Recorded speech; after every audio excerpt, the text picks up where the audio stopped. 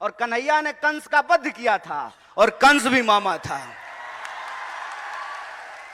यह संदर्भ मैं इसलिए बता रहा हूं कि हमको सच्चाई आंख खोल करके देखने की जरूरत है। इस प्रदेश में गरीब के लिए महाविद्यालय नहीं बनेगा, गरीब के लिए विश्वविद्यालय नहीं बनेगा, गरीब के लिए छात्रावास नहीं बनेगा। क्यों? क्योंकि जब मुख्यमंत्री का बेटा विदेश पढ़ने के लिए जाएगा तो आदिवासी के लिए महाविद्यालय क्यों बनाएगा? और जब चुनाव आ गया है, 20 साल से सरकार चला रहे हैं, जब चुनाव में 20 महीना बचा है, तब इनको बहन जी लाडली की याद आई है।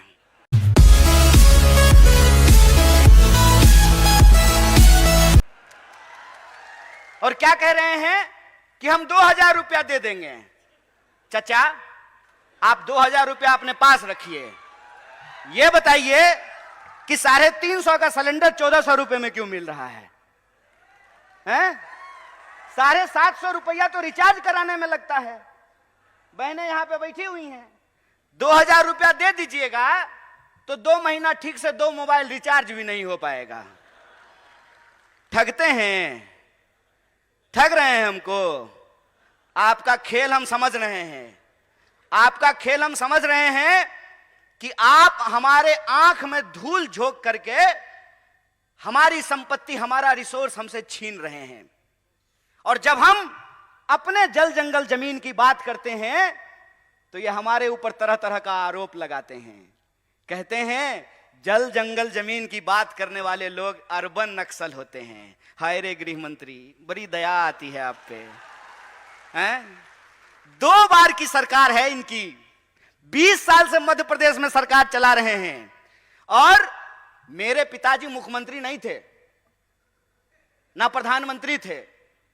मैं एक साधारण परिवार का लड़का हूं, लेकिन मेरे पास महात्मा गांधी की तरह, बिरसा मुंडा की तरह, शहीद आजम भगत सिंह की तरह, डॉक्टर बाबा साहब भीमराव अंबेडकर की तरह सच की ताकत है। इस बात को याद रखिएगा। अरे पूरी ताकत लगा लीजिए, आप हमारी सच्चाई को नहीं बदल सकते हैं। हम सच के लिए लड़ रहे हैं, हम अपने लोकतांत्रिक अधिकार के लिए लड़ रहे हैं। और लोकतंत्र का क्या मतलब होता है? लोकतंत्र का मतलब यह होता है कि जैसे मुख्यमंत्री के बेटा का वोट एक होता है, उसी तरह से आदिवासी के बच्चा का भी वोट एक होता है। अगर मुख्यमंत्री के पास पैसा है, वो अपने बच्चे को विदेश भेज सकता है, तो हम भी इस देश में टैक्स देते हैं। हमारे बच्चों के लिए भी अच्छी शिक्षा की व्यवस्था होना चाहिए, अच्छा अस्पताल होना चाहिए, अच्छी सड़कें होनी चाहिए, महिलाओं की सुरक्षा होनी चाहिए। यह हमारा हक है।